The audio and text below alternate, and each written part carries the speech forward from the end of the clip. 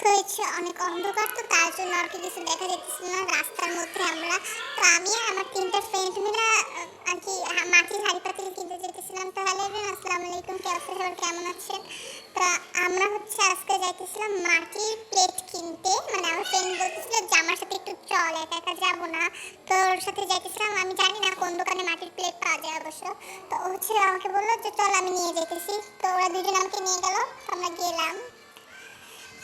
এত সুন্দর সুন্দর এখানে, আমার তো দেখে অবাক হয়ে গেছি যে আমার এটা অবশ্য আমাদের বাসার পিছনের দিকে, মানে একটু আমাদের বাসা থেকে একটুখানি কাছে। তো আমি চিনি না, বাট ও চিনে, তেমন আমি একটা বাসা থেকে বের হই না এর জন্য।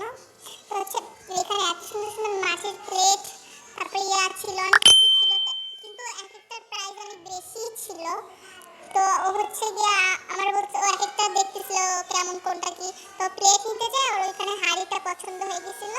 পরে প্রাইস ফিক্সড করে একটা প্রাইস বসলাম। তারপর আমাদেরকে হচ্ছে গিয়ে একটা ওই যে হাঁড়িটা দিছে, তো উনি হচ্ছে গিয়ে একটা পলিথিন আর কি দিয়ে দিতেছিল আমাদেরকে। তারপর হচ্ছে আমরা টাকা দিচ্ছিলাম, টাকা দিয়ে তারপর আর কি নিয়ে আমরা আর কি বাসার দিকে যাবো। তো বাসার দিকে রওনা হলাম। ওরা হচ্ছে আমাকে বাসায় দিতে গেছিল, মানে সন্ধ্যা হয়ে গেছিল আর কি, এর জন্য আমাকে বাসায় দিয়া তারপর ওরা হচ্ছে গিয়া ওরা দুজনে চলে যাবে। তো আমাদের বাসায় যাই, তো কিছুক্ষণ বসছিল, ৫-১০